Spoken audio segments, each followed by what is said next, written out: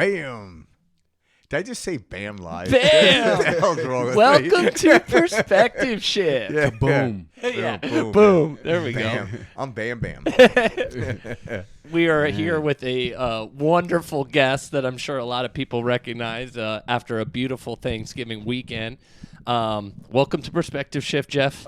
Thank you. How are you, Thank sir? you. How am I? I am absolutely grateful. Good. Right on, I man. love feel it. amazing right now. That's a perfect way to start. How it. was your Thanksgiving? Oh, my Thanksgiving was amazing, man. Good. My girlfriend invited me to, dinner, and Oh, nice. we went. Did you and go to spent her time. parents? I went to her parents and Yep. my little brother as well, and we had some pretty good food. Yeah. And after that, we drove to California, Los Angeles, and just exploring and ready to Nice. to get the week started. Love that. Did you go to the beach? I did go to the beach. Nice. I went to Feet in Santa the sand. Monica. Yeah, and I went to Manhattan Beach, and it was amazing to see the ocean. That's awesome. Yeah. I kept thinking, goodness, it's crazy how, God's love is bigger than the ocean. Oh, it is. Yeah, it created the know. ocean. Have you ever done That those? expansive. Was that your first time in Santa Monica? That was, yeah. Oh, did you notice they have the Tarzan rings just south of the pier? Really? It's like it's crazy. You got to do that. I didn't Oh my I God, didn't it's see the that. best thing in the world. I don't know what you're talking When I about go either. back, There are these rings, and they're chains. It's been, I don't know how long it's been there for, but you grab it and you swing from one to the next. It's freaking amazing. Sweet. is it by the, by Muscle Beach, right?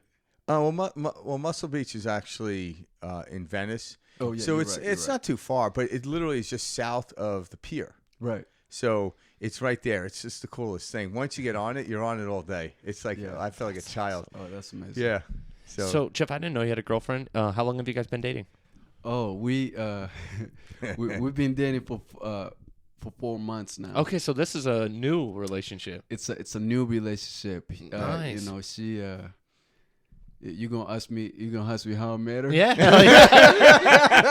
Because 4 months ago we're still in recovery. I mean, we got to dive into all that, but I mean, It's been a crazy journey, man. Yeah. So she was trying to learn how to sit down on a chair again. Mm-hmm. Trying to really incorporate my body to sit on a chair. And so I had about three physical therapists who was helping me, move to a chair. Okay. Yep. I couldn't move. And so after they left, her mom and her brother, I knew her brother. So her brother invited them to come see me. And they came and they prayed for me. And they prayed for my sister, and next thing you know, I was just all positive and not thinking Feeling the anything love. else, feeling the love. True. There you go. Feeling the love. You said it right there. When you are in certain situations, you have to welcome love, man. Yep. You have to able to allow it. Just be vulnerable for once. Yeah. Especially. So I was receiving a lot of love, a lot of support, a lot of prayers and encouragement. Yeah. And so she came in and she thought about me. She was like, "Wow, you have a powerful story. Mm-hmm. I want to invite you to come speak at our church and speak to the young adults." And when you tell me something about me, possibly enriching the lives of young adults, you're gonna get me hyped. I was gonna say you're all in. I'm all in. So Yep. I was like, really? Wow, okay. So that's when I got excited, and that was the same day I went to the rehab. Okay. And she continued to come and supported me, and she brought me a lot of not energy drinks. I couldn't drink energy drinks by then. Yeah, but he'd be. Thought he'd be hurting.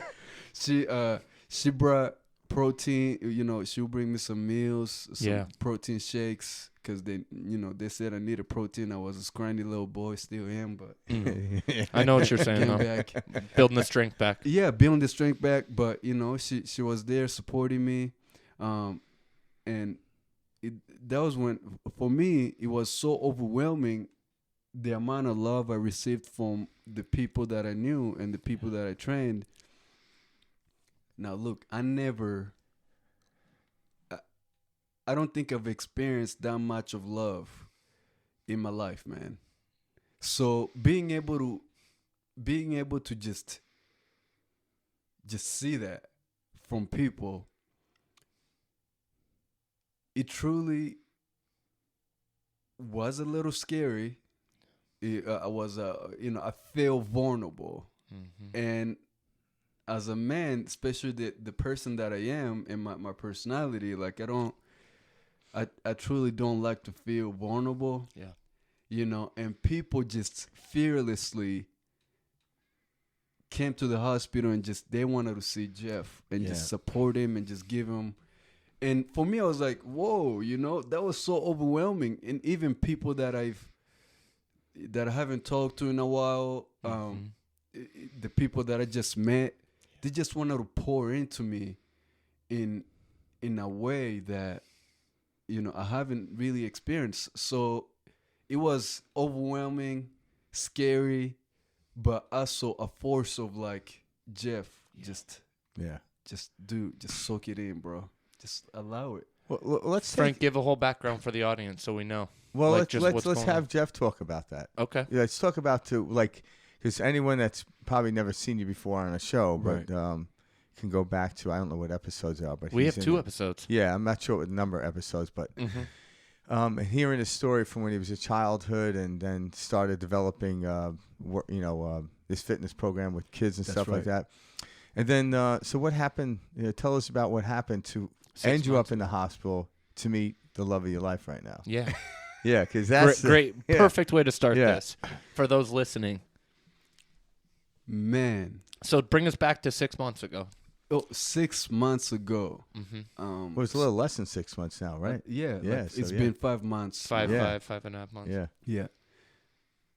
And start from the beginning, like straight up, like whatever you remember, if you remember driving that day and everything. Ooh, or riding, I should say. So I had just gone out from Denver, Colorado on June 7th. Okay. I mean, June 2nd. Okay. And trying to settle in, trying to get back into work because I had, came back from Denver for my friend's wedding. Okay. And when I try to come back to work, and then on June 7th, that morning, I went to work.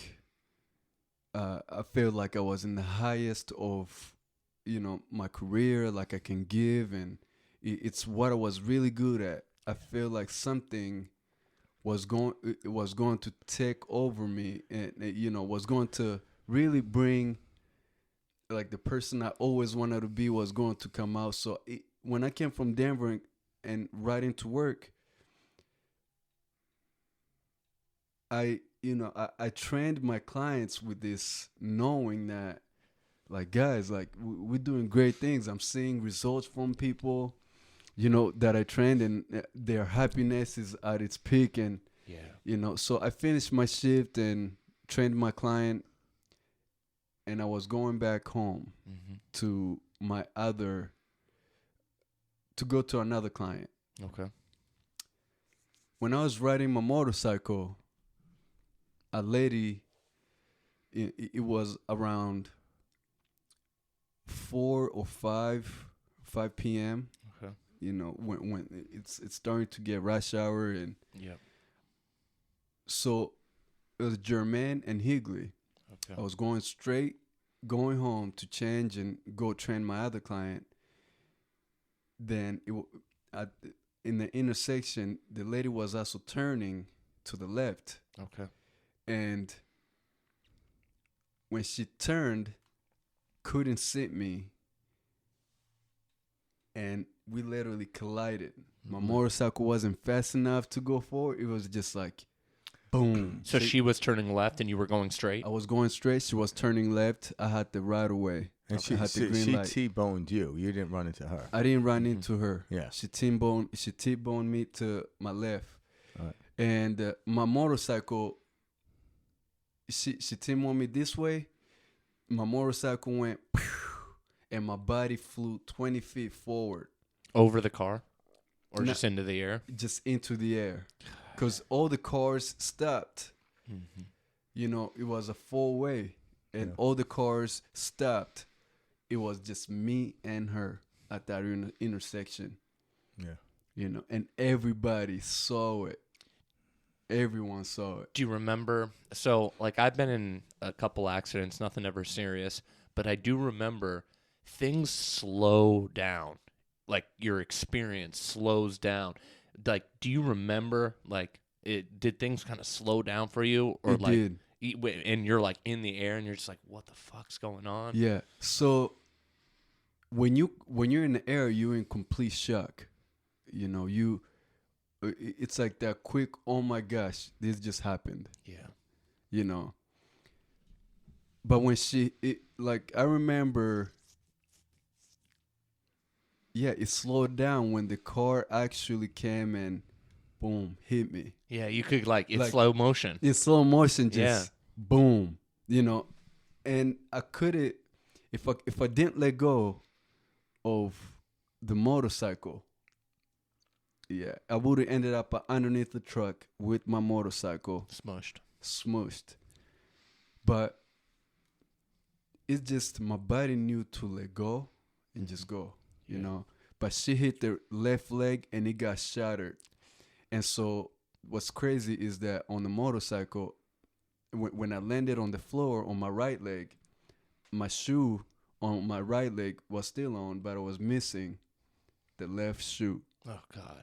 So, and when I landed on the sidewalk, I landed, you know, all of a sudden I have my leg completely shattered, hanging on thread, in my hands, screaming, "Oh my God!"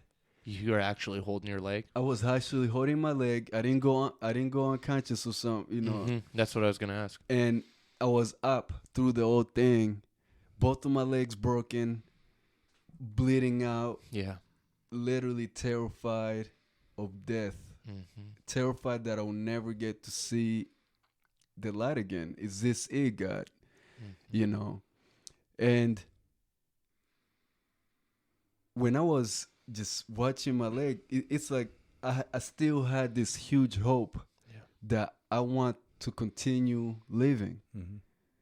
I want my leg to survive. I want to be able to walk again.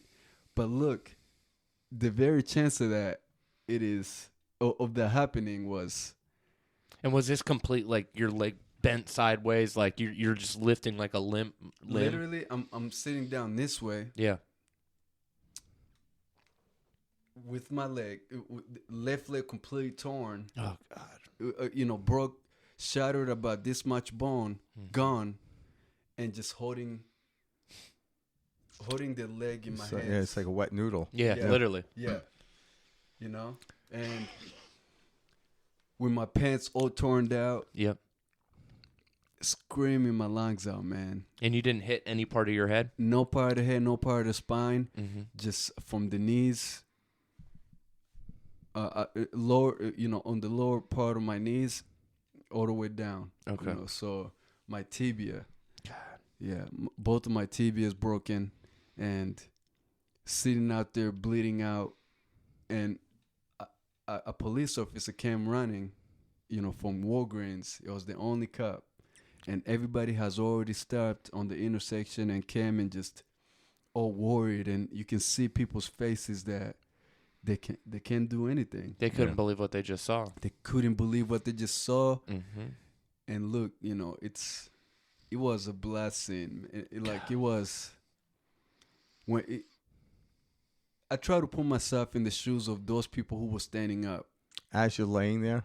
As I'm laying there. No, as I'm laying there, I'm looking down. I'm like, whoa. Yeah. Mm-hmm. Whoa. You know, I'm like, yo, I was thinking about my dreams. I was thinking about my family, my friends, and all the goals and all the plans that I had. I was seeing that, just living my whole body. It's like, Jeff, all that you thought you were going to do or you're gonna do, yeah, that's gone now. You know, it's part of letting go, right? It's like,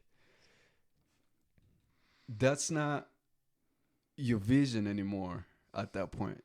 Yeah. Because now you have two broken legs. You're not as the strong Jeff that you were anymore. You're not the same person you were. God. So, but when you're sitting there and in that initial thought hits your mind, you get in this shock. You get in this sadness, right?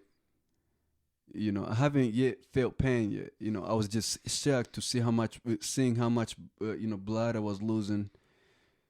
Thinking, is this it? Because I can see people's worries in their face.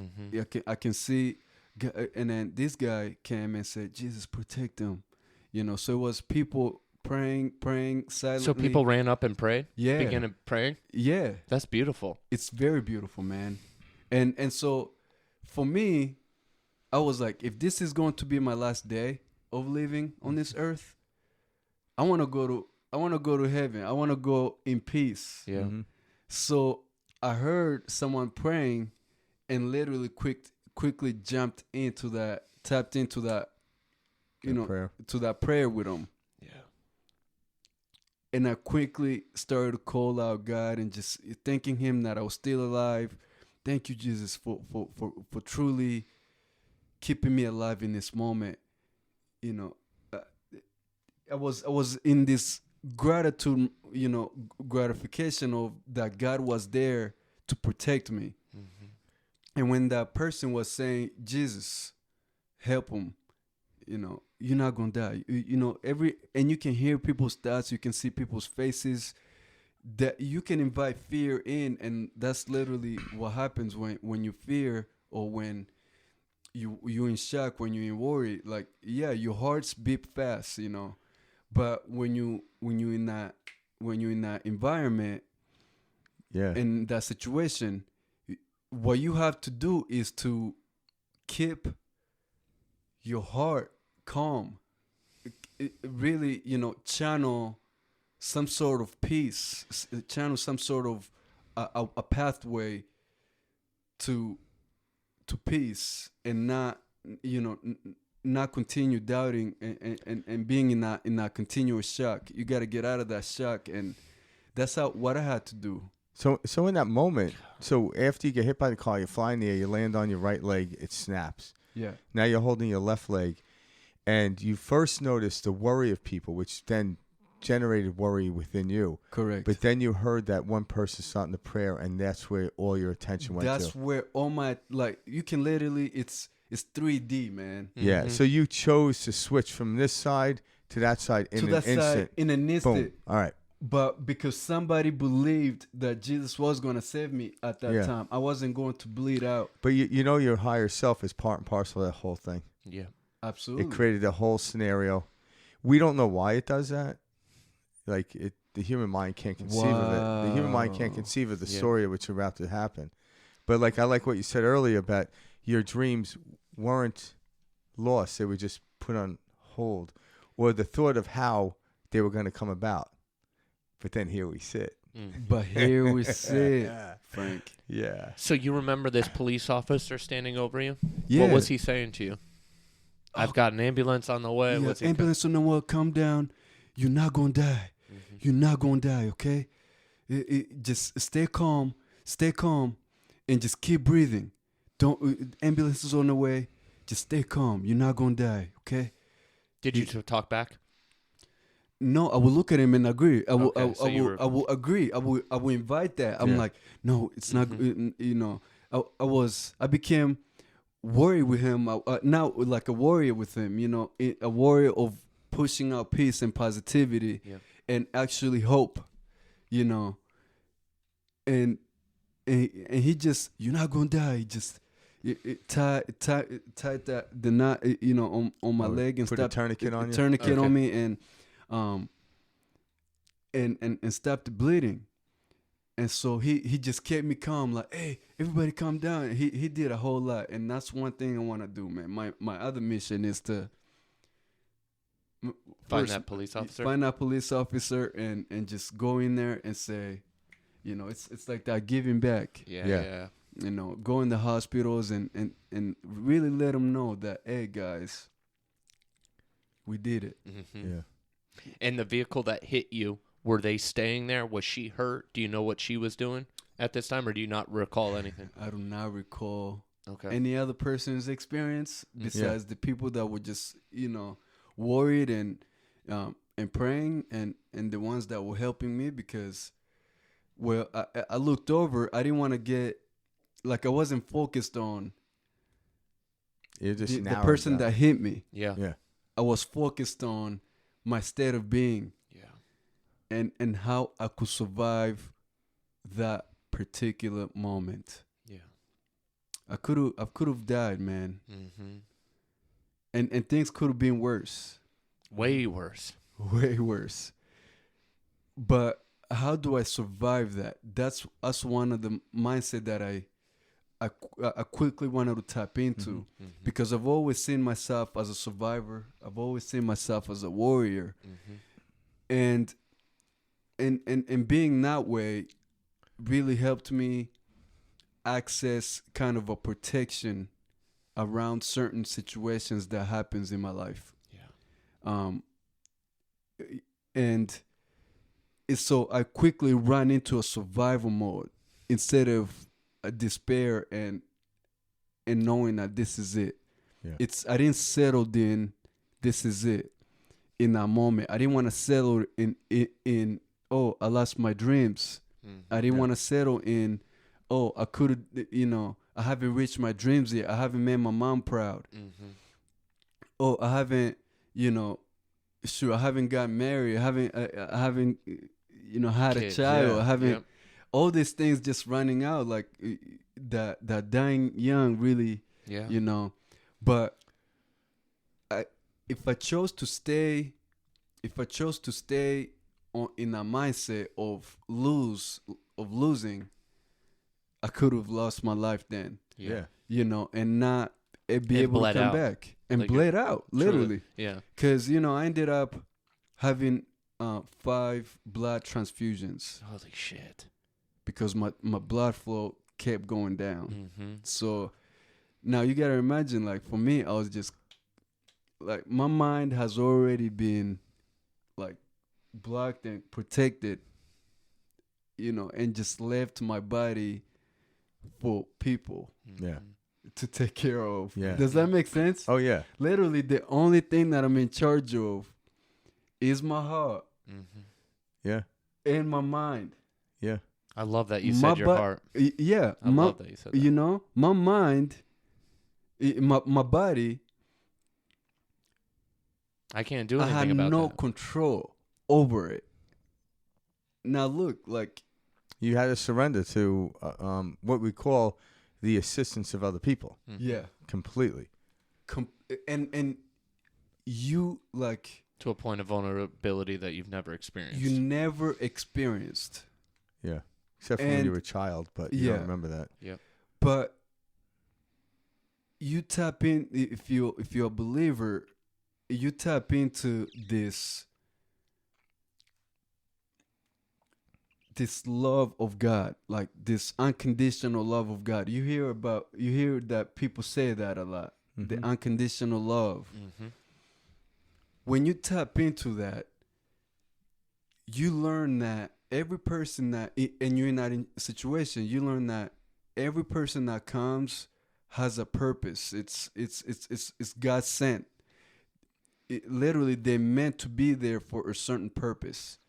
And so when you just, and not a lot of people get to see this. Yeah, I like how you said that, because obviously in your case with this, what we call tragic type of accident, but in everyday life, when you're walking down the street or in the supermarket, what have you, that person that you're walking by you may never see again, they were placed there for a reason, not to overthink it from the human mind. Yeah. But everything is a set, like on a movie set.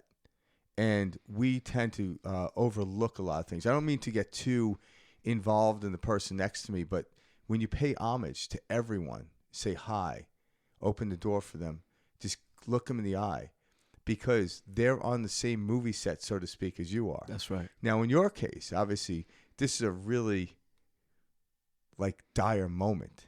It's not like going to a grocery store and wondering, oh, why did God put this person here? Yeah. This is like, oh shit, I know why this God put, Yeah. Now it becomes clear because everything is so narrowly focused. Yeah. And that's what the human mind actually thrives on, is that narrow human, that intimate focus in that moment, right? Until you start to think about, oh shit, what can possibly happen? That's right. Yeah. So, exactly. Instead of thinking about what could possibly happen, is you have to be in that present moment and just see how God is working. Yeah. Yeah. Because it's easy to fall into despair. It's easy to fall into fear and doubt and worry when we in certain circumstances, when we in certain situations or challenges. It's easy, especially when the world around you is telling you that's normal. Especially when the world around you tells you that's normal. So, like I said before, like I never truly, let me say, welcomed love. A human, like humility and a human love. You know? Yeah. Could you feel it in your heart? At that moment, Was it was swelling? At that moment, I could feel it, and I wanted to always feel it, but I never truly felt it that strong. It was a concept prior to that moment.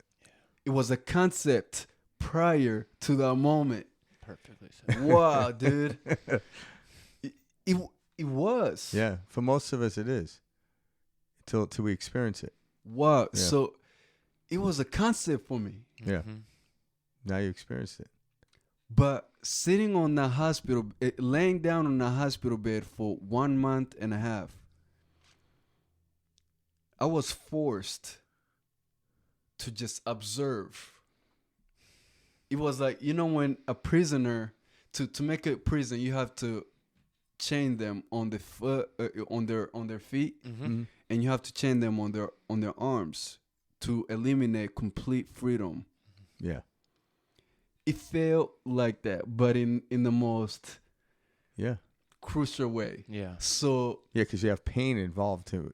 you have pain. Yeah. You have the feeling of you won't unknown of will I ever walk again? Yeah. So, but coming back to the love is like I was forced to literally just lay on that bed, imprisoned. Yeah.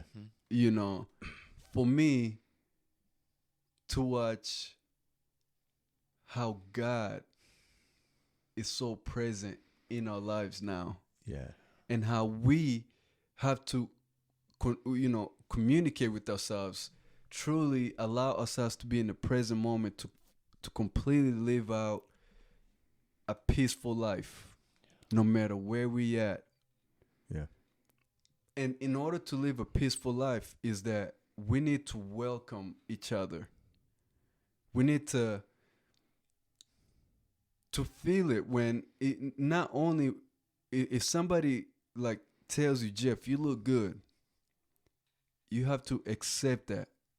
It's a gift. It's a gift. Like that's a gift from God, like a compliment. Mm-hmm. Jeff, you're so positive. Frank, thank you, man. I appreciate it. You look great today, brother. Yeah. We have to fully accept that within ourselves. And that's what we call encouragement, courage, to completely give us the strength to live a peaceful and happy and joyful life, man. But we have to accept what God has already provided for us, and And I knew that was why I was laying on the hospital. I knew my body was torn up. And so like when so now you're in the hospital, and because I remember like when this actually happened, I was in Europe, and I remember right when I got back, I went in, and you were pretty much sedated at the time. So you open your eyes, you're like, Frank. I remember saying that. Now for me, it was like, for me when I was saying that, it was like, hey, what's up, Frank? How you doing, Frank? But to you, it was like, Frank, you know. Yeah, it's a different perspective. But so then at the moment when the doctors came back with all the prognosis and they told you, what was the prognosis that they actually told you right off the bat, or perhaps your mom, maybe they didn't tell you that what was going to be your future? They told me, you know, I was ready for anything. I needed answers. Yeah. I needed answers, man. I think that's one thing that truly drove me. It was like I needed answers, and I needed experts that I needed to trust in order for me to truly, you know, go in the like, where am I? I need to know where am I. I need to know where am I. I need to know what's being done. And being in that state, though, in that traumatic event happened to me, you know, you're dealing with so much. Yep. So you don't know the right questions to ask, and due to all my friends came and they wanted to support. Yeah. And I'm so grateful for that. Yeah. And so they knew the questions to ask while I was there, and it was just perfect timing and everything. All right. But I always wanted to know and how that felt, you know, inside my heart. I listened to my mama, you know, a couple times. It was hard, you know, because she was dealing with it. Yeah, she's watching her son laying on the bed. That's gotta be, you know, think about what you went through, but think about what your mom went through. Worst like case. it's a whole different perspective, because she has no control over it. You know, I was able to see that, man. Yeah. And feel it. And feel it. I'm sure you were doing a lot more feeling during this time than the speaking or seeing. You know? Absolutely. That's how you were communicating. He just went somewhere. Did you see that in his eyes? I did. Back to that moment. Yo, I just went back there, you know, and Mama saw me when I was fighting spiritually, and when I actually passed out for a second, and her prayers brought me back to life. And a lot of people wouldn't believe this, but man, I was in so much pain, and I feel like I was going, you know, like I had lost a lot of blood, and you know the blood transfusions would come, but it wasn't enough, you know. Like I said, I have 5 now. Before the 5, I had the 1 blood transfusion, waited on, lost more blood, then they had another one. But in that transition, like, it's during the day, I was okay, like I was strong. Yeah. But at nighttime, when it's time to go to bed, that's when the fear, man. Yeah. And that's when my mama had to deal with it the most. That's when any of my loved ones who stayed at the hospital with me had to see the overnight stays at the hospital. They saw a different Jeff. They saw where the Jeff who was really going through the pain, fighting in his spirit. And so it was this night. I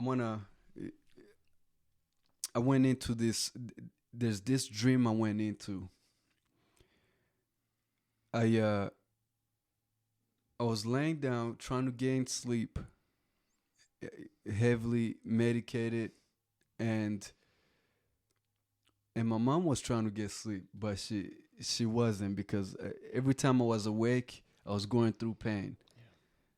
and I didn't go to sleep for a while. So I would wake up every 15 minutes.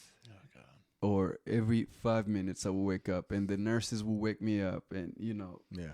But I went into this space where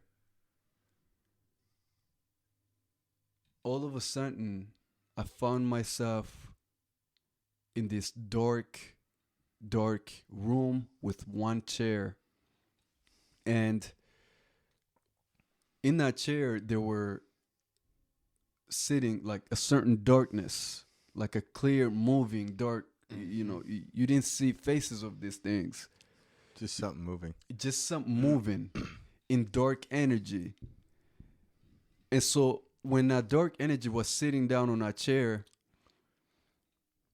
all I felt was my body shaking, body still in pain and worry. It was like, because there's certain things that happen, there's certain discomforts that happens to us when we face with so much fear and so much doubt. Yes, our body is intense, our body is in so much pain.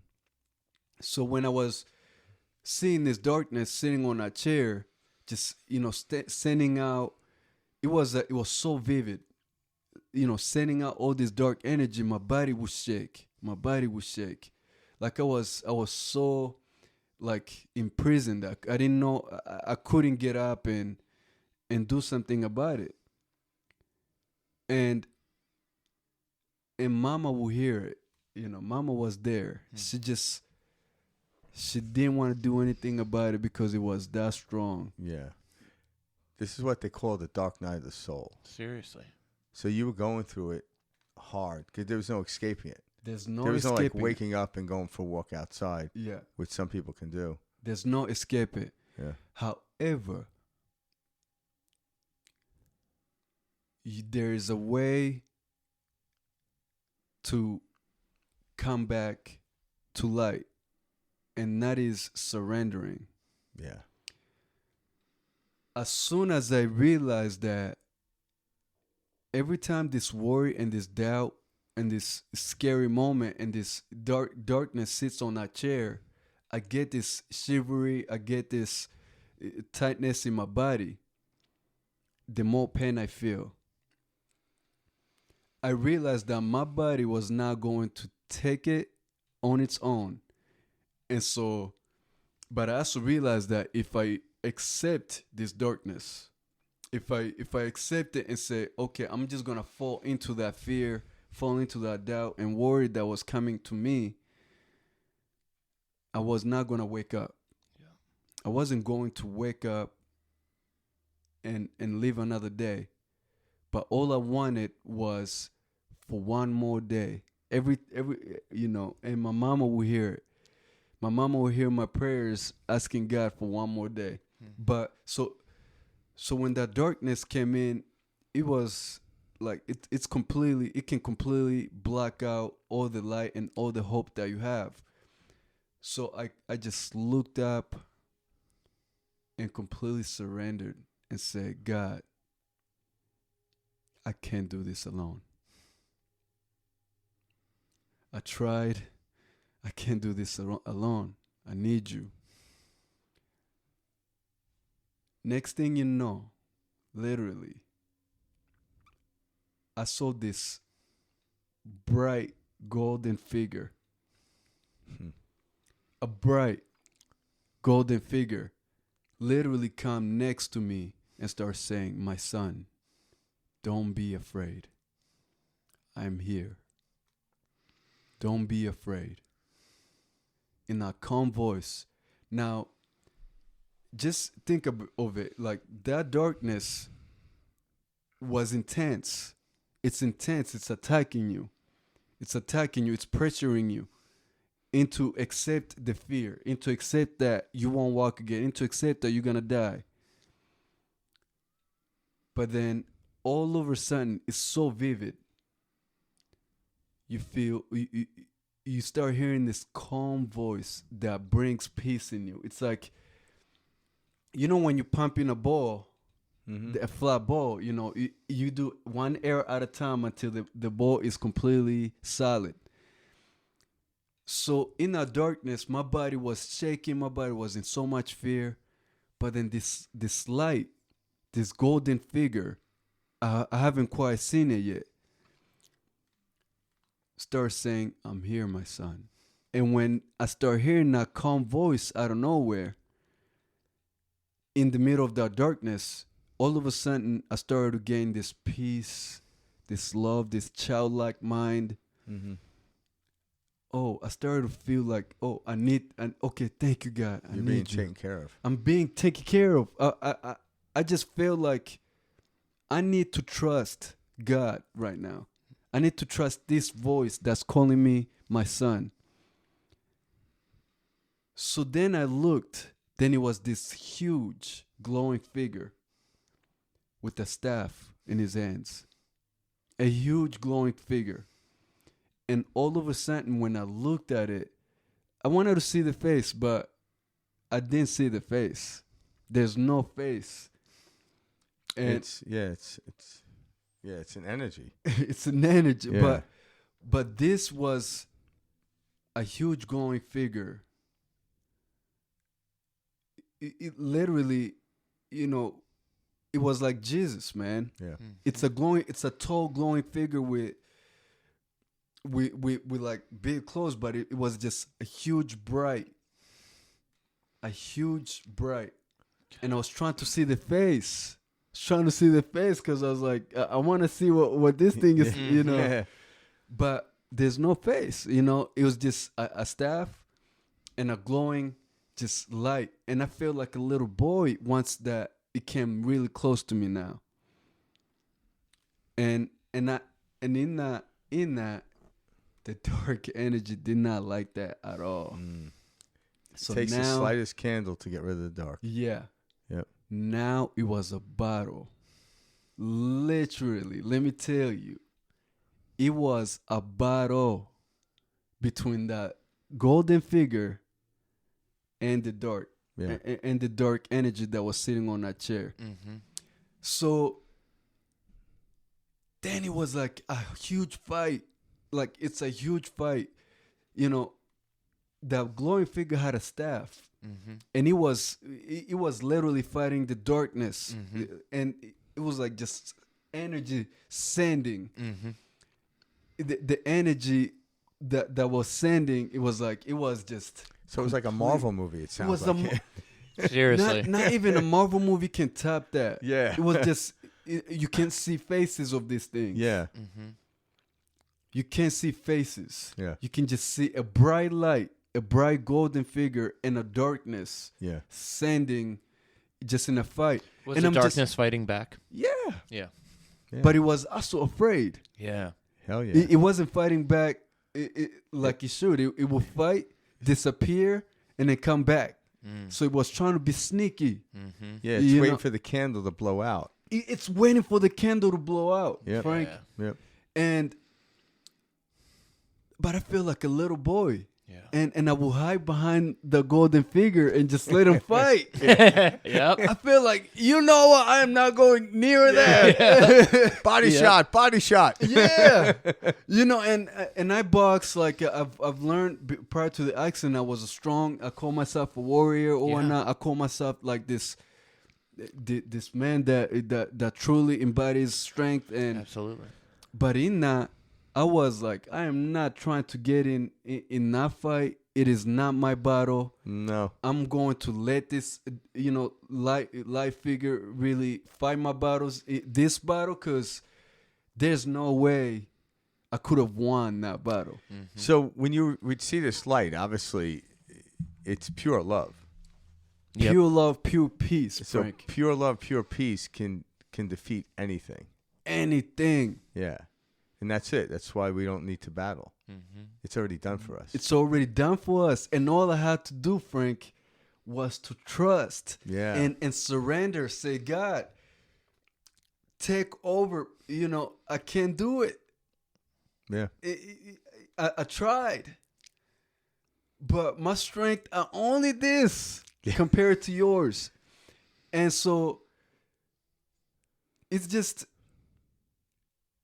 he fought it, but I knew that this battle is going to continue on until I allow this golden figure to continuously, to win the battle and sit on that chair. Yeah.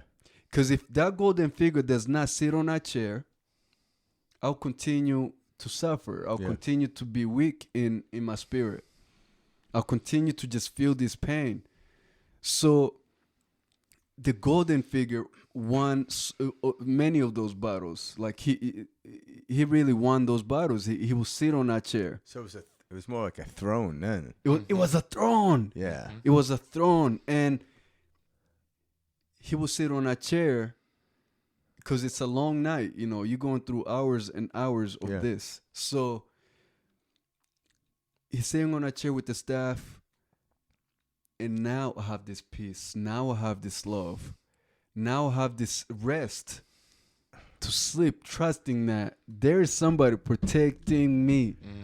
I'm certain now. I'm certain that there's somebody protecting me, and I will be okay, because this golden figure that's sitting on this chair let me know that everything will be fine, and he let me know that I don't need to worry.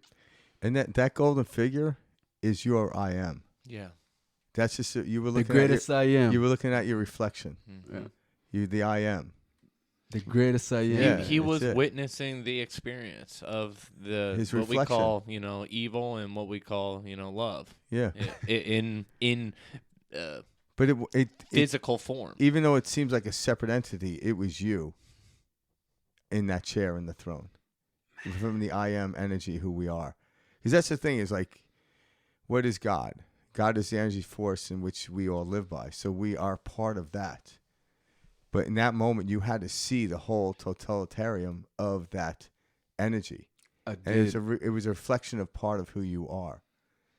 The darkness appears without that light. But darkness is not an entity. If I put a blindfold on my eyes, it doesn't mean the sun disappeared. It just means I blocked it from my vision. And the true essence is the light. And that's why light will always win that battle, unless you discard it.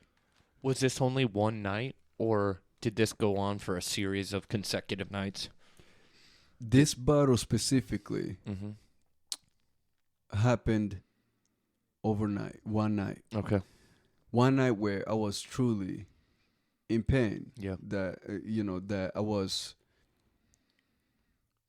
literally the doctors didn't know what to do with me. They thought they were going to amputate my leg, and it's just a lot going on. But I was going through so much, pain,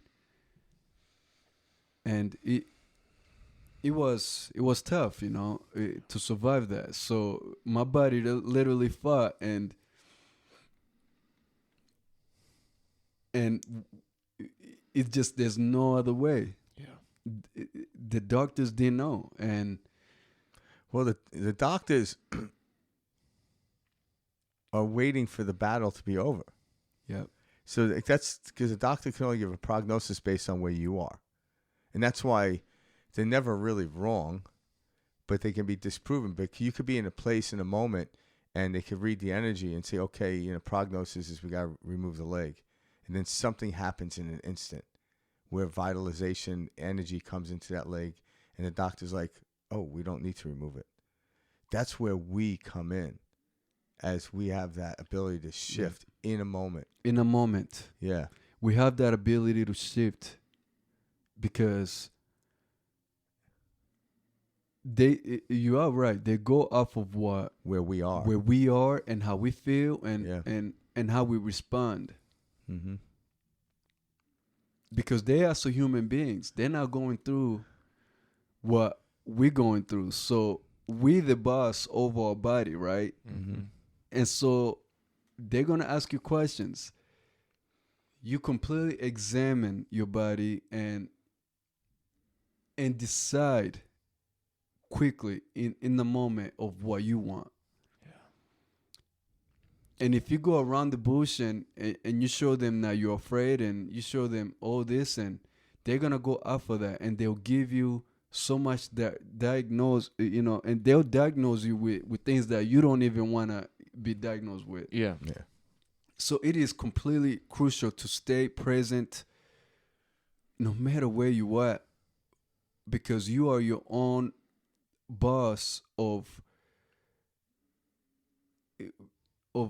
God gave us the gift of decision, the gift of choice.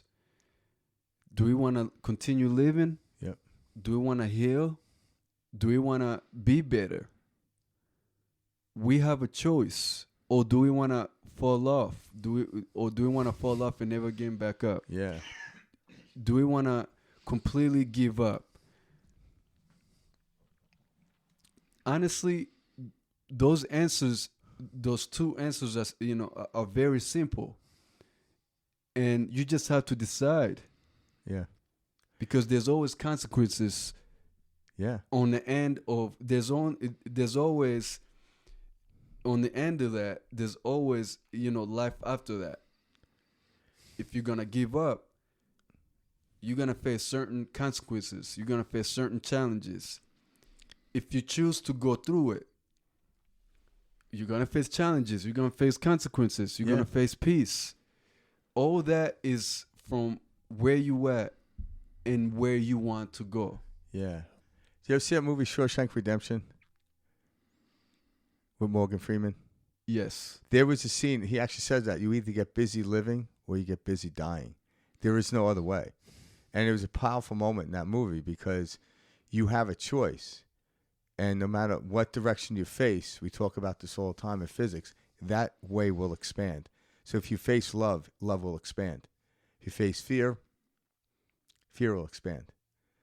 So in your case, obviously we know which direction you faced.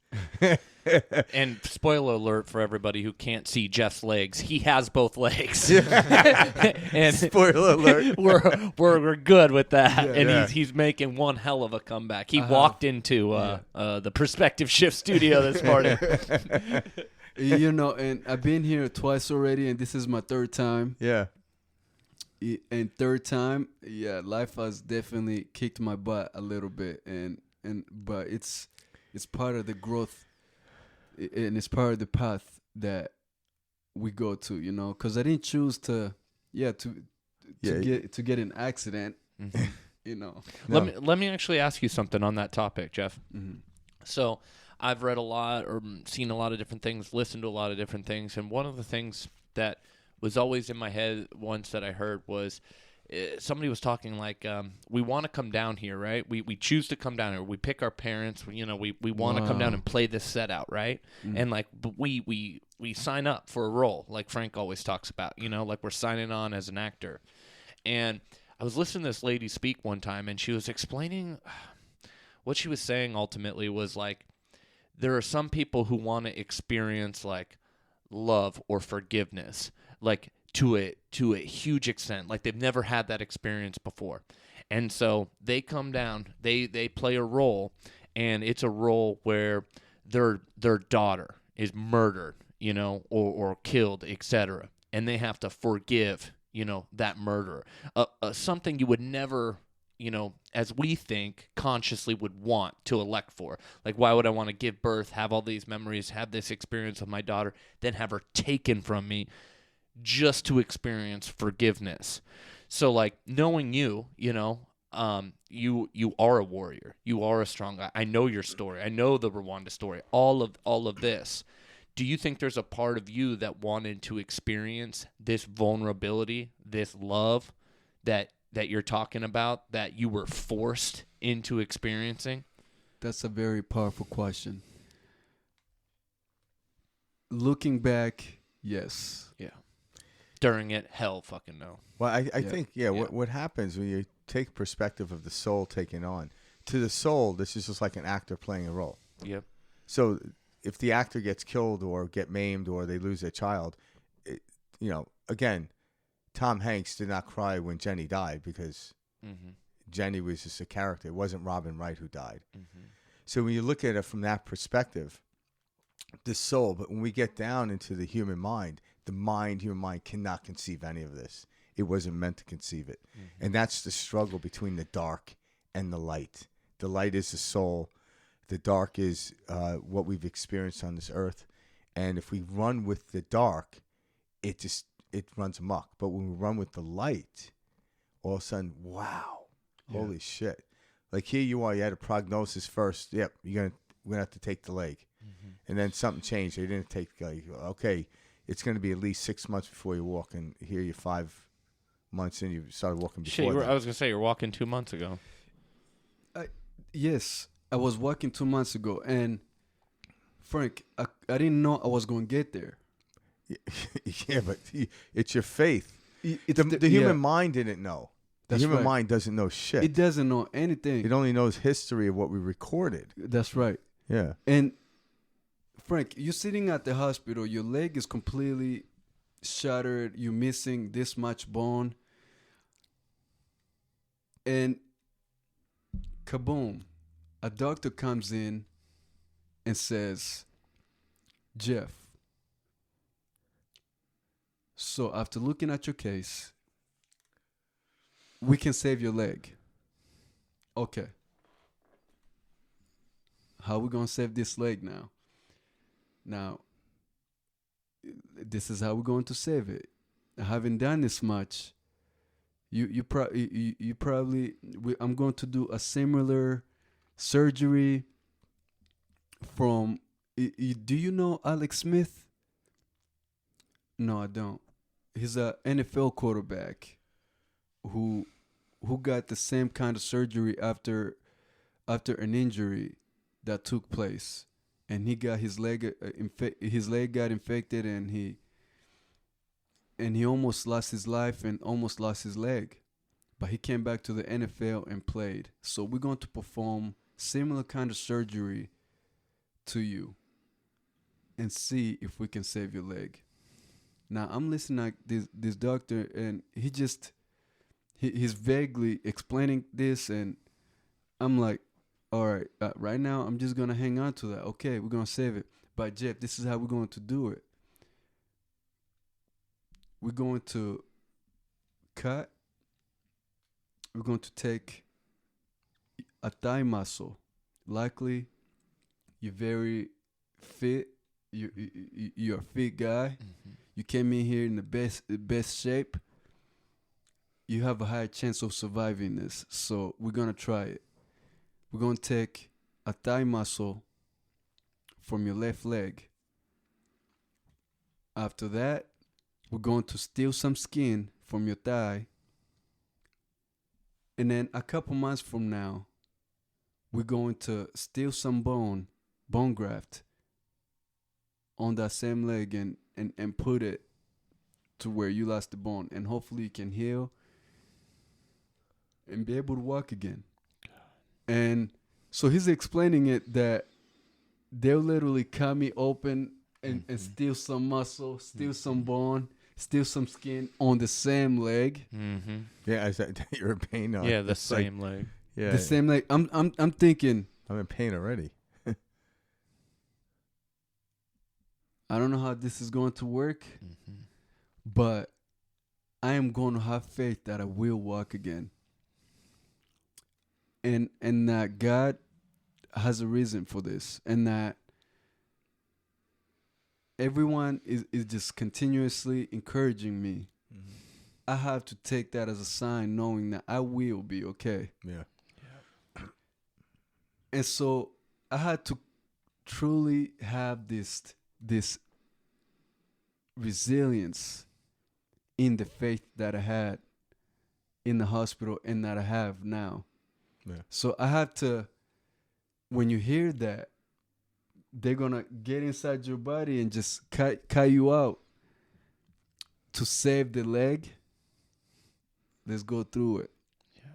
Yeah. And so the next appointment I came and they told me, Jeff, you can say one word. You don't have to go through this pain if you don't want to. You can say one word and we're going to cut your leg off. We're going to amputate your leg and for you not to deal with the pain that you want. Just one word. I'm like, no. no, I'm gonna go through this journey. Let's go. If this, I've gone this far, and I'm going to keep this leg, and we're going to make it all the way. God, dude, I just got goosebumps, Jeff. That was seriously so powerful. Oh, that was awesome. Somebody, the leg doesn't look pretty right now if I showed you, but it has, I believe. But they gave you the option. They gave me the option. You could say, hey, we can end this right now. We can end this right now, dude. Yeah. And heal up like that. Yeah. But I'm like, no, we're going through it. Mm-hmm. And if this leg has a chance of survival, we're going to do it. Yeah. I'm going through that. Yeah. And I continued praying. I continued with my hope and faith. I just continuously, it's like a muscle that I built in there in that time. It's like a muscle of faith that I built in there for me to invite the healing that I have now after 5 months. Yeah. Which they said it would take a lot longer to where you are. Yeah. Oh, It would take a lot longer. They said you wouldn't even start walking until month 6. Yeah, until month 6, and I Yeah. started walking at 3. 3. Yeah. Month 3. Wow. And I remember like visiting you at the hospital. What I found very interesting is how you were inspiring even the nurses and the doctors that were taking care of you. That's what Frank was coming back and telling me. I remember that. Yeah, you were saying you was were pumping something, them up. It was something wild to watch, you know? Yeah, you were there, man. Yeah, How yeah. was your experience, bro? My experience, my legs are good. Yeah, right. But Frank, Exactly. you continue to come and just supporting me, man. Like Well, I was pulled towards it. It wasn't any sense of I felt sorry for you. It was just, here's this guy in this dire situation, and I walked in every day and he was smiling. Mm-hmm. And I'm like, who wouldn't want to be there? It was like I was feeding off your energy. So I wasn't there to help you. I was there to witness this. Talk a little bit about what his experience with the doctors and nurses, like what you shared with me. Oh yeah, I just remember the one time they had trying to get you over the bed to kind of change out your my wounds, your dressings, for your wounds. And you're like, come on, you guys could do this. Hell yeah. Hell yeah. Straight up. Yeah, it's like, come on, we got this. Yeah. And it was funny because they look at each other like, all right. Like, on 3. Yeah. 1, 2, 3. You got this. Coaching them through, just like your natural, what you do with the kids, what you do with your clients. Yeah. I mean, you sitting there, you can either be the a-hole that wants to scream at the doctors or nurses who's trying to help you out, or you can be yourself. Yeah. Or you can assist. You can assist. You can also be the helper. Yeah. Of your own stuff too. Like, they doing you a favor. Mm-hmm. They're there, yes, they're getting a check at the end of it, but we all know that money is not everything. Money will not bring a sense of like true happiness. No, money provides never. freedom. The people who do that, like I heard this years ago, but I was doing something. Someone asked, like, why are you doing this for the money? And the person laughs. Like, if you were doing this for the money, you'd be working on Wall Street. Like, money is a part and parcel of an expression of what you're doing. But the doctors and nurses there aren't doing it for the money. They're doing it because they care. Because they truly care. Yeah, they do. And people may not think they do, but they do. But it's your perspective of seeing that is what made it a beautiful experience. Yeah. So there are people who can come out and tell you a different story, but that was why I went to see you, is because when I went there, your perspective of sitting there, like, I would think, okay, if I was in his situation, how would I be? I don't know. I can't say. I have no idea. But watching him showed the possibility that you can maintain this positive aspect of yourself continuously when I would come up there. And it wasn't like, hey, Jeff, I'm on my way up, so he had to pump himself up. I would just pop in. Yeah. So he was like, hey, Frank, how you doing? I'm like, how the fuck is this dude smiling? Yeah, right? Seriously. So one thing that I really liked that you said earlier, Jeff, was you were talking about how, like, you were kind of witnessing people coming in to your experience, whether that was the police officers, whether that's the person praying, whether that's the doctors. Can you talk a little bit more about that? Were you like observing, just kind of like, wow, like every person in this play has their role? Was it kind of like a surreal feeling like that? it was a surreal feeling. Yeah. And oh, man, and for me afterwards, I just saw that they were there devastated, man. Yeah. They were sad. They felt bad that I was in that position. Yeah. A person like me, they say like me, I'm just Great a normal shape, person, etc. etc. Young. All that kind of stuff in the situation, and so all these things is running through the mind, and so when I'm sitting out there just watching, I'm like, just stay positive, just be yourself around me. I'm still the same Jeff, guys. Yeah. Come on, I know you're seeing this, but that doesn't define me. I was like, I was hyped. It's like I wanted to fight. I was fighting darkness with positive energy, man. Yeah, truly. That's light, because you're in a place where you're seeing grief come in also, because you don't know. They want to make sure that Jeff is okay. So they already heard that Jeff got in a motorcycle accident, but they don't know how Jeff is looking right now. Yeah.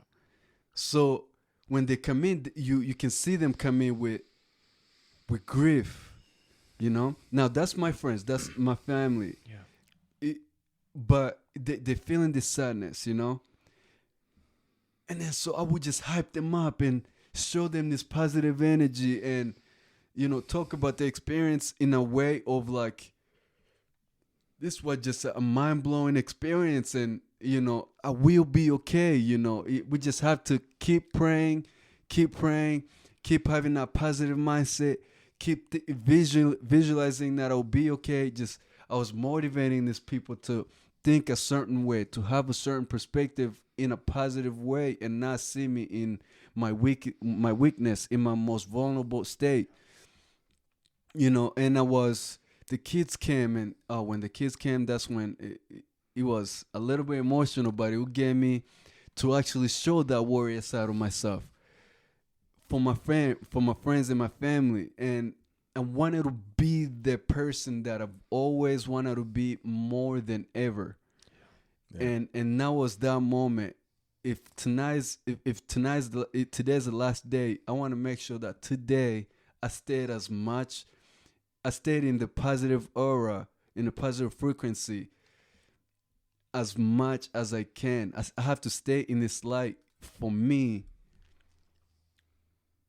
to be okay. To if I go in peace. I don't go in so in pain. So that's the energy I gave to my family and my friends. But the doctors, those were the ones that were there, every night, every day, wiping my butt. Oh, yeah. gosh. Literally, But you had everything. Like all the things. Completely. Again, I want to emphasize, like, you were a strong dude. You're well in shape. You train people. This was the first time that you had this like level of taken from you essentially, and you were at the will of somebody. Yeah, exactly. Now I had to allow them to help me. Yeah, You've never been in that position. No, you've always been the one to motivate, the leader, helper, the warrior, the helper, the example driven, the strong one. Yeah, strong one, the one that shows example of strength. Yeah. And then, I'm in a situation now where I have to be taken care of. Yeah, exactly. You're like, what the fuck? That was. But that's the true strength. Exactly. So as I sit here, listen to you as you're telling your story, and like, how old are you? You're 27. Yeah. 27. Have you read a lot of philosophers in your life? I haven't, but I've heard of them. I like to listen to poetry But what I'm about to say is, what philosophers have talked about and people studied get into the place of not conceiving and actually experiencing. You're saying exactly everything that poets and philosophers had said in their philosophy, whether they actually lived it or not. So there is this universal understanding of how real power becomes, because you had to go through something pretty harmful, Horrendous, yeah. horrendous, to go through this experience, to only come on the other side and understand what Marcus Aurelius, Roman Empire, understood about, memento moris. Yeah. More means know you're going to die. And in that moment, what am I doing now that I can leave knowing what I have done? That's it. And you're actually saying this stuff that people gain into old age came to know, where you knew it at the age 27 through your experiences. Yeah. And it's not like you read it somewhere. That's my point. Yeah. It wasn't like you read philosophers. Oh, you're just talking. You're just sharing just this. your experience. And I've read a lot about philosophy and understood it conceptually, intellectually. But when you experience it, now you understand what they were talking about. Where you're saying this without perhaps even knowing any of their literature, but you're actually saying exactly what they've written for millennia. And that's a brilliant thing. It really is. Yeah. So that's it's the greatest thing for we could sit here on Perspective Shift all week long and explain, do this, do that. But here you are going through an experience, and here you are 5 months after the experience. You got a boot on. That's about it. Mm-hmm. You put more muscle on. I could see that. I remember in the hospital, his left hand, he could barely even squeeze it. Yeah. Because Really? I went into shock because you got hit on that side. And here he is back lifting weights and all this stuff. Boxing. Yeah, and I was shaking a lot. Yeah, I remember that. Mm-hmm. Yeah. And I couldn't even hold the pencil or a pen. Really? Yeah. I couldn't even do this for a while. I was just shaking and can't even touch. So it's, sometimes the nerves kick in and it hurts a little bit, but Yeah, but it's 5 months. I know. Really, seriously. Were you visualizing it all during this time? Were you picturing yourself walking? Were you picturing yourself holding a pen? absolutely. Yeah. Talk about that a little bit. So for me, I had this. They invited me to talk at a conference at my college prior to the accident. Okay. So I've been preparing to really go and fulfill that. And when the accident happened, that's when I feel like that dream was taken away. That I won't be able to do that anymore. Until I just battled with that. I was like, I wanted to go and speak, to share my story and things that I've learned in my life. So yes, there's sometimes I have fears of not being able to do that. Yeah. However, I had to make sure that this happens. Yeah. So I completely just went into this understanding and acceptance that one day I will be able to stand again and speak in front of people at my college. I will be able to fly again and speak how great God has been in my life and the experience that He's put me through. Yeah. So yes, I did envision myself continuously every day. Yeah. Just standing. Yeah. Now, when I was put in that situation, I pictured myself standing with crutches in front of people, or a wheelchair at first. If I won't be able to walk, I will get to sit on that wheelchair and speak to people. But then things kind of grew from there in my visions. It started to see, now I want to be able to be on crutches, standing there. Then as I got closer and started to walk again and started to really listening to my body, because in this healing process, this recovery journey has led me to truly fall into my body, listening to it, not baby it, and just pushing it to where I feel like I am. Yeah. That's allowing me to go naturally. I put the medicine away. I don't even take meds anymore. Good for you. Nice. Like I put medicines away a long time ago, and that's probably the best thing you did. Yeah. Your body's healing faster and stronger. And stronger because I'm not relying on medicine. And we know that's a whole different route. It's faith. Yeah. Yep. It's faith. So through my faith, through my understanding of my body, I was able to grow. And November 8th came, and I was standing and moving around this, the stage, Without walking crutches. without the crutches, No crutches. walking, talking for a whole hour, knowing that when Frank saw me, I could barely even move. I could barely open your even eyes. turn. Yeah, and wow. I could barely even sit on a wheelchair. Yeah. I was learning to sit on a wheelchair. Yeah. And now I was standing on the stage. I'm like, wow, And this is a dream. And what you said right there, because people talk about this when they get into the understanding of like law of attraction and utilizing imagination. Where people get mixed up is when they actually imagine something, they hold truth to the thing they imagine. So the first imagination was you talking in front of people in the wheelchair. But what the higher mind knows, what the thinking mind thinks is a ceiling is literally the floor to the higher mind. So that's why we have to stop and let go of the image. That's right. Because if you did, you'd be on the wheelchair. Yeah. But the fact that you let go of it, the wheelchair gave you hope, but your higher self's like, dude, you're gonna be walking around. Let go of the wheelchair, but that gave you the excitement to move forward. Move forward. And that's what. So when you have an image in your head, you have to let go of it and hold on, because the feeling of you being there talking to your college was what you really want to do. Yeah. Whether you were in a wheelchair or walking around is part and parcel of it. But by letting go of it, walking around was so much greater than the wheelchair. Absolutely. In the end. And that's the brilliance of it. That's what we have to remember is the imagination is just to heighten our feeling. It isn't to hold on to. If you held on to it, you would have been in the wheelchair. You let go of it, and all of a sudden the higher mind's like, no.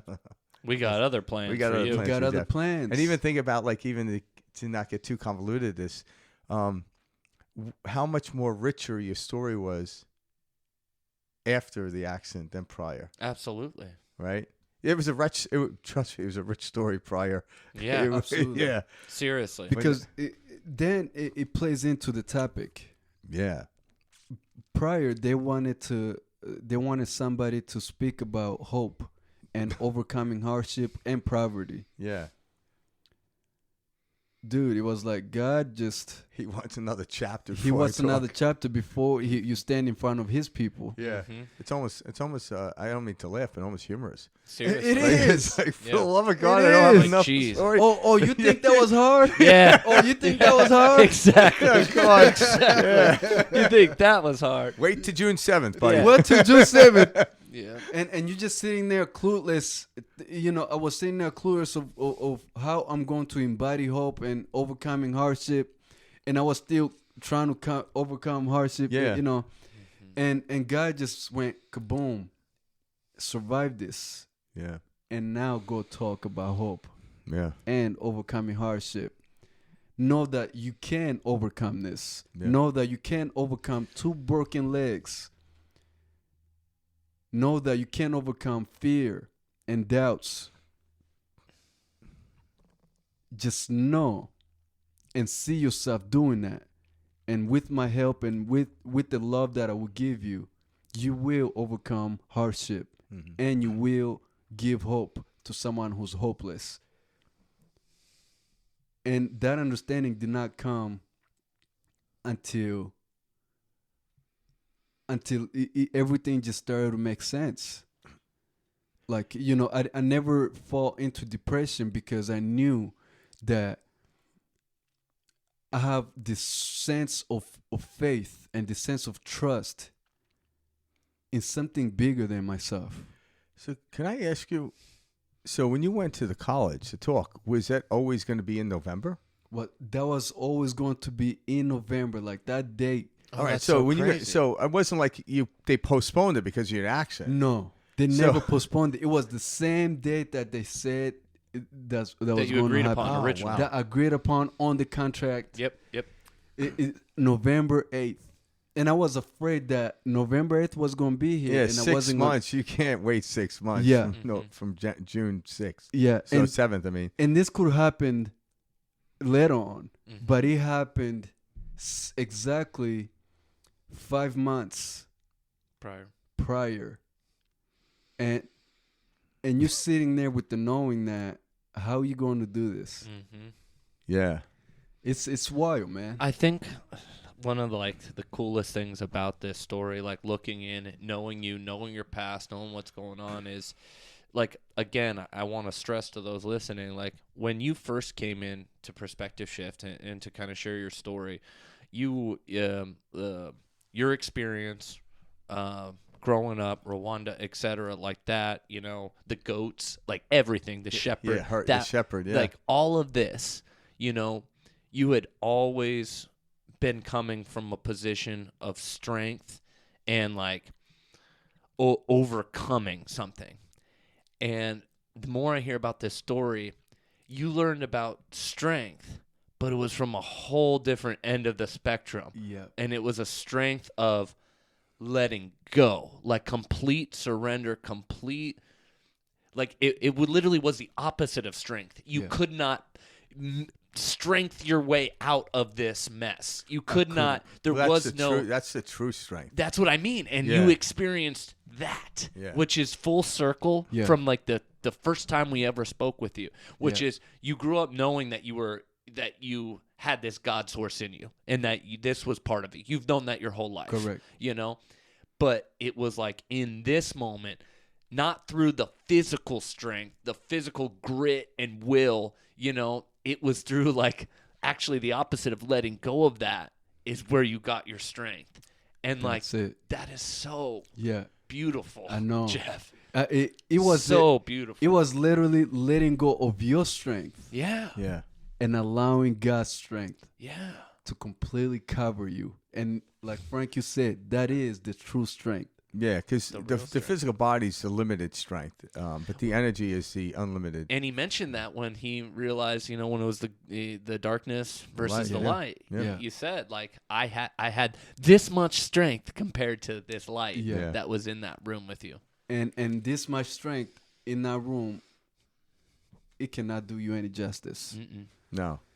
And if you quickly let your mind think that, you're going to lose that battle in an instant. And you truly won't come back. Yeah. Because pain can kill you. Yeah. But it kills a lot of people. Yeah. Every year, every second. Yep. Somebody, so it just, there's a lot of people out there that would have said, take the leg.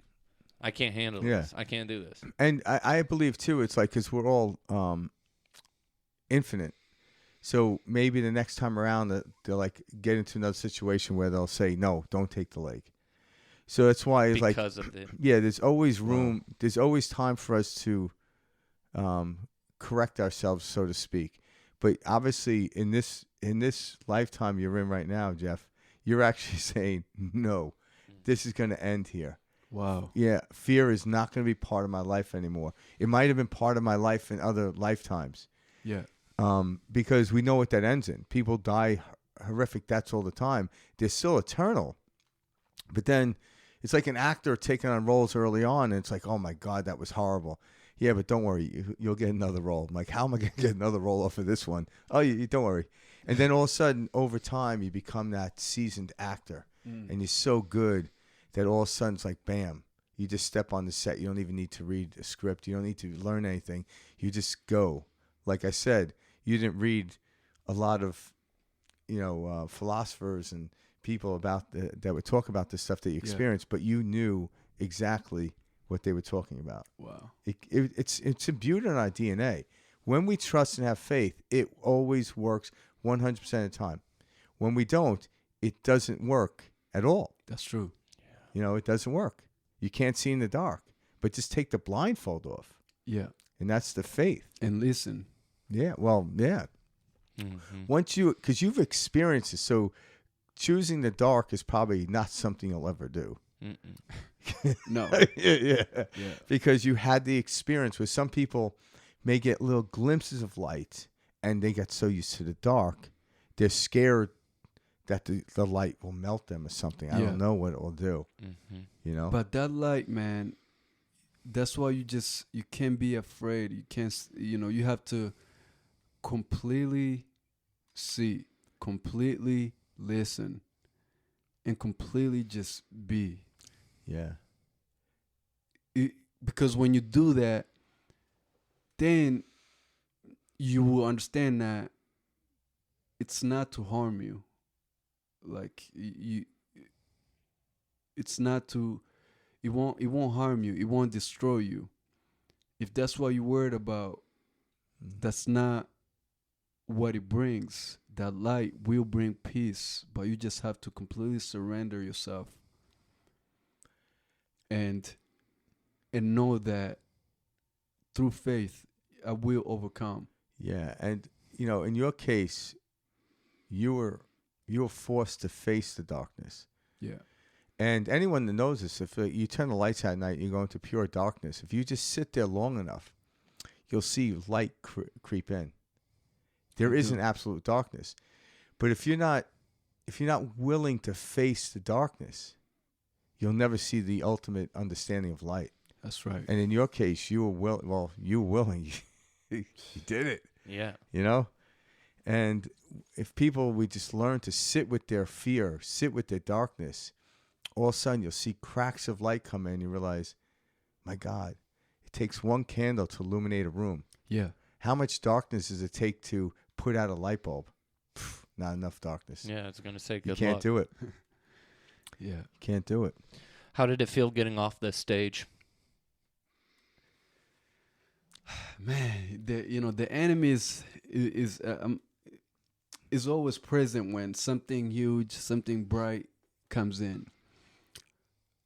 I feel like I could have done better. I started doubting myself after the stage. You're honest. Really? You're being honest. I'm being honest, Yeah. Right now I'm being honest because I could have said, "Oh yeah, I feel amazing." Yeah, blah, blah, blah. Yeah. No, when I gave the microphone away and turned down and went down the stairs, instead of feeling like, wow, this was an amazing moment, I just feel like I accomplished this. Literally, That's what I thought you were going to say. Right. Literally, the image of me walking on stage and standing for 50 minutes is completely now over. And this excitement, it just, that didn't come to me, man. See, that's surprising. And how long were you on stage for? 50 50 5-0. minutes? Yeah, All right. almost an hour. 50 So can minutes. I ask you something? Why would you expect anything to come easy? Yeah, right? Seriously. I love it. Just hands up to the air. and let's recap your story. because that's what you expect. Yeah. I know, I did. I expected you That's- to be that- overwhelmed. Yeah, that's getting off that what stage. I wanted to expect. Yeah, That's what I was expecting. Well, we appreciate the honesty because, this is why Now, can I ask you a question? People like you listening. Why did you feel you could have done better? Well, I had practiced my speech. I had prepared it, practiced it. There you go. Saw it through. Had some crazy fancy words. Really? I wanted to stand out like a motivational speaker. I wanted to do my thing. Yeah. But then I went out there and I just spoke, and myself, me and how I am just came out. Perfect. I was going to say, Mike, how that's do you great. make God laugh, Mike? Yeah, tell God your plan. It's true. I'm going to do this. Yeah. And it's going to go this way. Yeah. Fuck. You know that better than anybody, Yeah. Jeff. Prepare yourself. You were already prepared. Literally, like you said it, how you want to make God laugh. You tell him your plan. Exactly. Did you ever see that movie? What was that? Slumdog Millionaire. Yeah, hell yeah. So did you ever see that movie? Mm-mm. It's this young kid. Yeah. Go ahead. Sorry. And the brilliance of it, he's sitting there like at I think 19 years old at the time, and he's on this talk show and he's answering all the questions right. It's kind of like a trivial type thing, and they were very dumbfounded how someone in such a impoverished place in India, where he came from, at this age would know as much as he did. But when they would flash back the question, they would flash back to an experience he had. Wow. So he didn't learn this in a textbook or in school. He learned this by the school of life, and that's what you're doing. Yeah. So he learned all this stuff. People like, why? Because his experience was extraordinary compared to most people that were trying to answer the questions. Yeah. And that's really how life is. We want to live like the slumdog millionaire because we can't read it. We can't prepare for it. But when you show up, God is always there. And God will let you know. Your higher self will let you know what to say. Yeah. So then, that being said, why were you so critical? Because you didn't read the speech? Yeah, I feel like I didn't do anything that I prepared. And So that's what made you feel bad? I can promise you changed lives in that room. And I can promise you, if you could see really how many people you affected, you would feel a lot different right now. And so I'm telling you, I know this. At that second, yes, and after my speech, people came, hey Jeff, Yeah, that's amazing, man. So I appreciate you. How did you feel when you were actually saying it? How did you feel? I felt like it was Feel myself. I felt alive. I felt like great. I feel peace. All right. So what you were doing, it's almost like you're looking at that figure in the chair with the light and saying, "Hey, how's my hair look?" Yeah. That's a great analogy. That is. And it's like, because truly, it was how you felt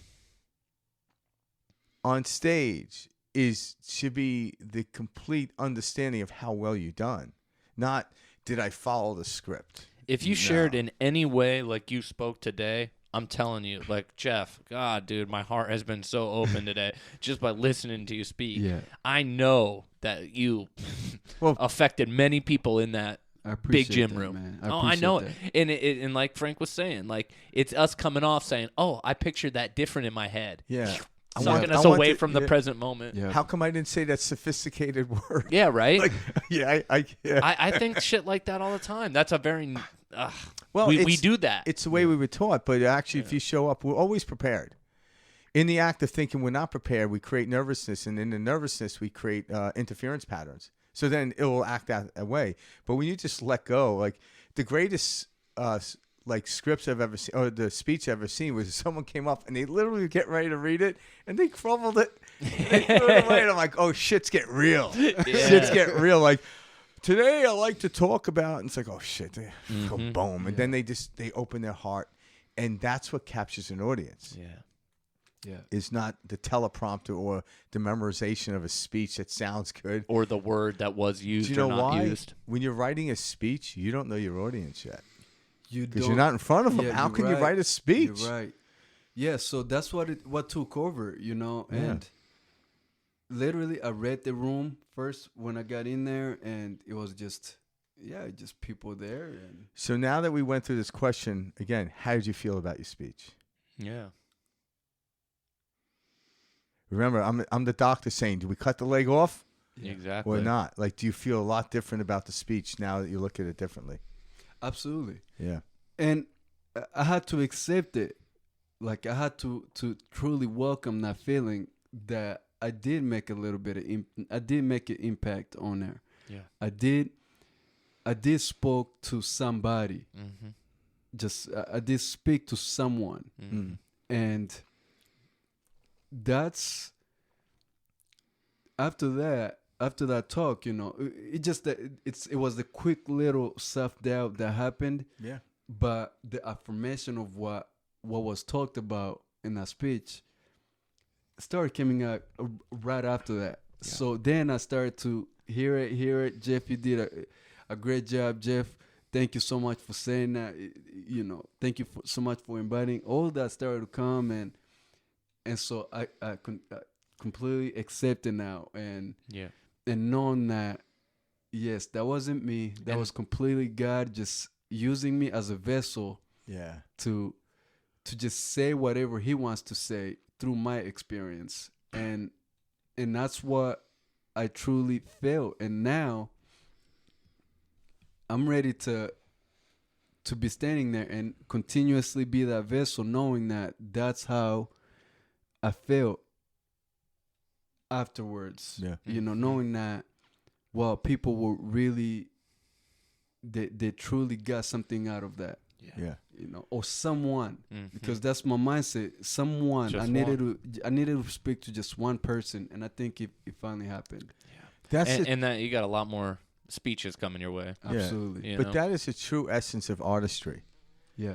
if you realize this, to narrow it down like how we are, we're actually like Bluetooth speakers, very functional, mechanical. Yeah. But when we open up to any transmission, we allow whatever to come through. So the Bluetooth speaker that's playing "Stairway to Heaven" by Led Zeppelin, Nice. Can't take credit for it. Yeah. But the beauty of the sound of the Bluetooth speaker, I admire that because it allowed it to come through. Because without the speaker, you wouldn't hear the song. So they're part and parcel of each other. You can't eliminate one from the other. But that's the thing, is we are vessels of information coming from the pure side of energy, what we call God, and sharing it with other people.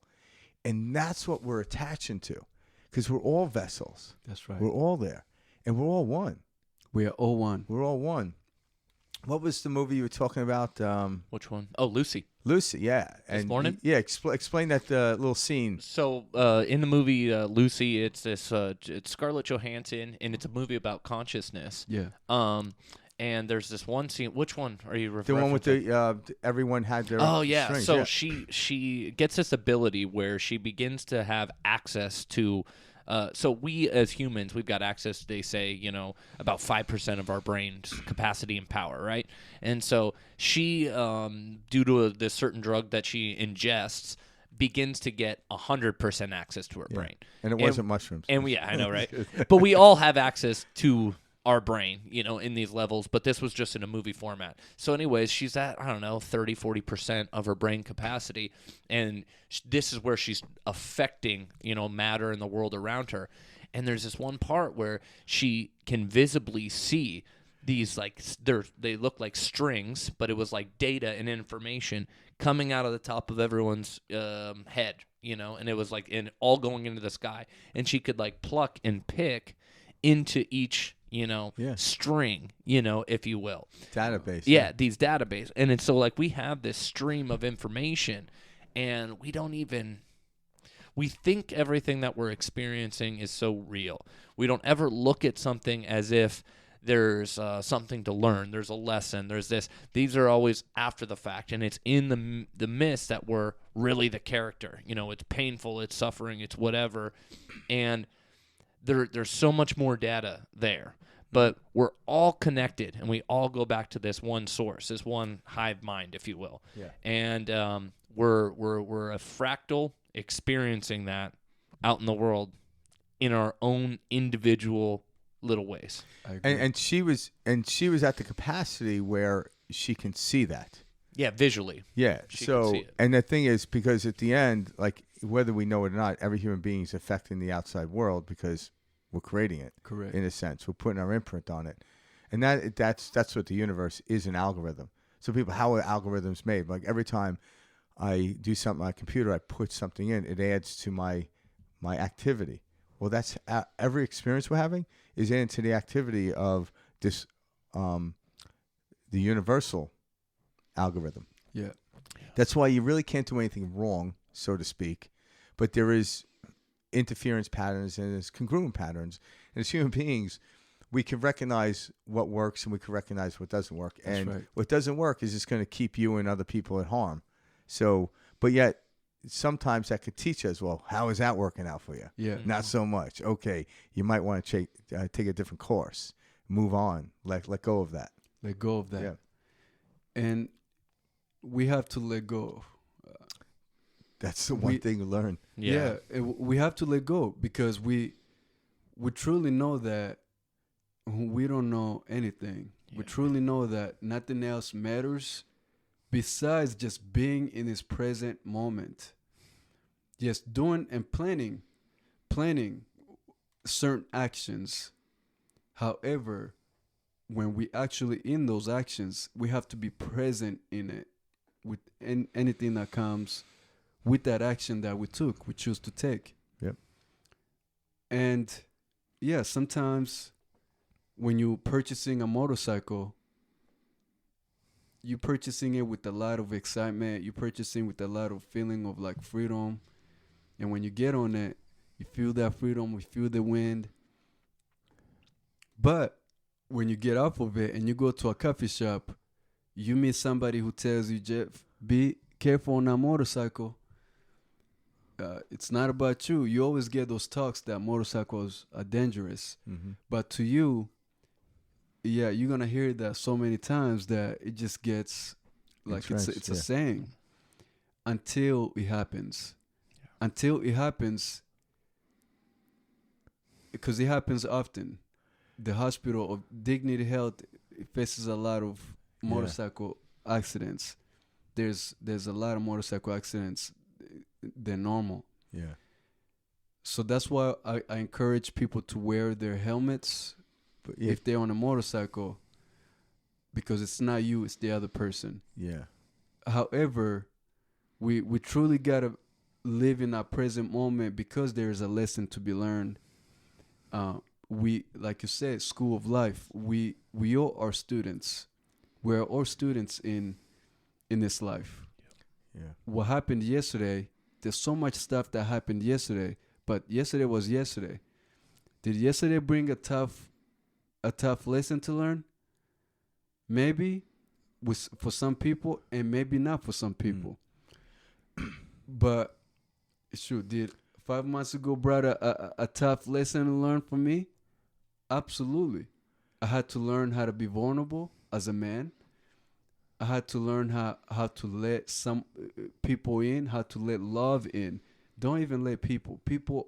The other day I read something that said, honestly, like you said before too, it's our own reflection. Like, we create this. We do. This is us. This is, what we create. It's like we create this. I heard something. He said, maybe we're living on this earth by ourselves. And the people that are in our lives, our parents, everything, those people are what we created. That's what I believe. That's what we're Or that's what I know. Yeah. That's what you know. That's the truth, man. Maharishi once said, "There is no other." This feels so real. This experience, all of this, everything. The experience is real, but the illusion of the world, and because we don't, even scientists will go in. Why we call it illusion? Because it eludes us what's actually happening. It doesn't mean it's fake. We just, the more they study science, the more they study the universe, or get a high-powered telescope, the more the universe expands and keeps moving. Yeah.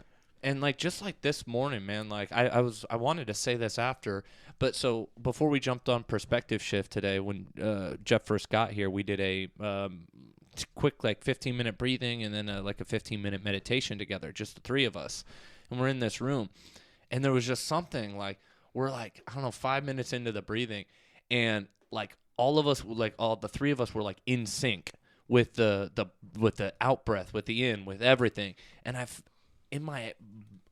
felt so whole, and I was like, I've known these two on a level so far beyond this that it's not even funny. I don't know how to describe it, but I could feel this, and I was like it's as if we've had 1,000 lives before. Yeah. And the soul level. Yeah, it was a soul level, and I was just sitting there, and we were so in sync, and I was just like, holy shit, we've known each other for forever. Did my soul level still have a New York accent? It did. It's still love pizza. And a retarded sense of humor. There's something that's but stuck. There is. Yeah, there is. And that's what you're talking about. There is no other. There is no other, because it's you and God. Yeah. Yeah. Literally, like back in the day, they did tell you that God created Adam and Eve. Mm-hmm. Those were only three people that those are like us, right? Like a man and a woman. Yeah, Adam represents the masculine, Eve represents the feminine. Correct. So each individual has both of them in them, whether you're male or female, in how we identify. And that's who we are. And then within that is God, who created it all. So who created it all. And sometimes we just have to trust that that's his plan. When he created it, he had a way of doing things, man. Mm-hmm. And like you said, Adam and Eve, disobeyed and went and ate that fruit that they weren't supposed to eat. Yeah. Lack of knowledge, but look, all the other animals, the birds trust in God. They don't pay bills, do they? No. So it's they like, don't like, I hope I fly. I hope I I fly. hope I fly. Like, One no, of- the birds are in the air and they can land on land. That's one of my favorite sayings is the bird thing, which is the bird's not afraid Yeah. if the branch breaks because it's confident in its wings. Yeah. Yeah. We need to be the exact same. We need to be the exact same in We the can't- trusting in God. Yeah. And knowing that it's just me and Him. This bird, Whatever comes, it's the creation that He created, but also what we want. simultaneously what you created. Yeah, That's what's the simultaneously crazy what you thing created. about this experience. I got to ask you a question. So you brought this up in the last story you told about. Yeah. So what's your sense of freedom now than it was prior to June 7th? Great question, Frank. Wee. Yeah. Great question. My sense of freedom now is to know that I am fully in a present moment, but I am fully connected to the Holy Spirit at this current moment. It's stronger than it was before June 7th. It's so strong, All right. Frank. It's like I have to know that I'm free, to know that I'm in peace, to know that I'm in harmony, Okay. and to know that I'm living a freedom, like I'm living in freedom. Yeah. I have to allow myself and my heart and my mind to continuously just connect it to the Holy Spirit. I like that you said allow too, because it's always here. Yeah. And we cover it up with the worry, with the stress, with the I need this, I need this Correct. job, I need this money. But it's always there and we're covering it. We and when cover you it. allow it, Allow it. that is the key. That's the key to opening that door. It's not to something heaven. we go get. It's not something we go buy. It's not something we have to find. Yeah. This is always here. It's all always around here. us. It's you know, the paradise is here. Yeah. And yes, in other parts of the world there is war. Yes, in other parts of the world there is despair, but that's spiritual. Like that needs to, you know. And I know that I'm not allowed to like.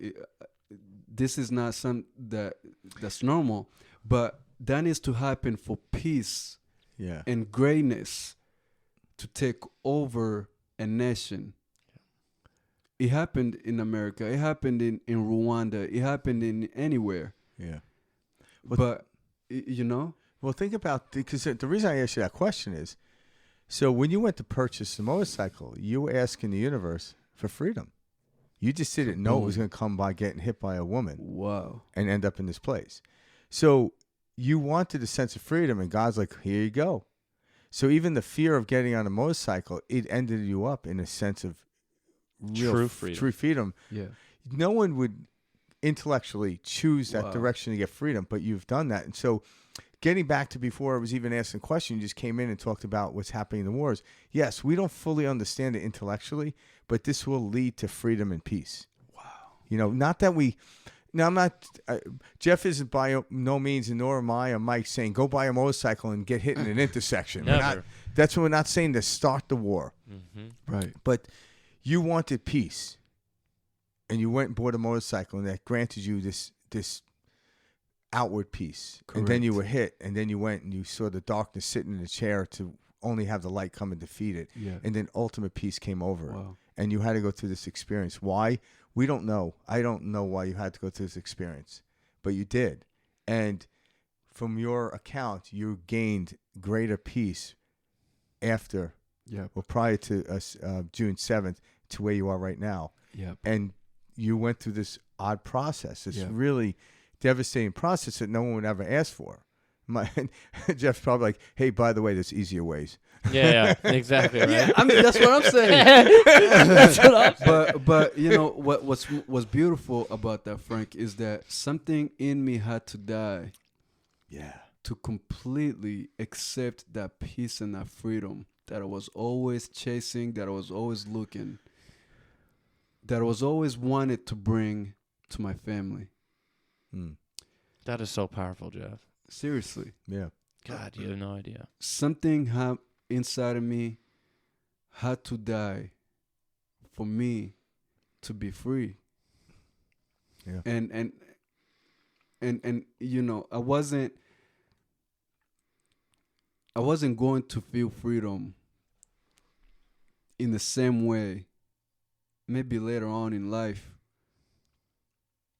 if that didn't happen. I wasn't gonna. Yeah.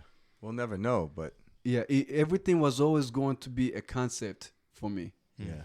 It wasn't going to be real, actually, and like a realistic life, like for me to fully accept love, for me to fully accept, you know, somebody fully. Even though I did in a bit, but it wasn't as deep as it was until that happened, and I had to completely rely on the unconditional love that God has always promised me. That that freedom that God always talked about. Yeah.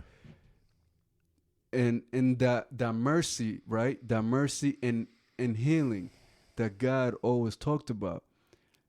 Something for me to be able to stand firm in that before the situation happened. Something in me had to completely surrender into the belief that God is a God of healing. God is God of mercy, that He will get you out of that darkness. For me, I had to completely just surrender myself to that, to those promises. Because a man can promise to you, but they can't always fulfill that promise. But God talks about, God is able to promise you that, and He will deliver. It might not be the time that you want it, but it's His time. God's speed. That's God's speed, yeah. So we have to completely live in this moment, because this moment is God's speed. It's the gift. It's the gift. Even if you have two legs, Yeah.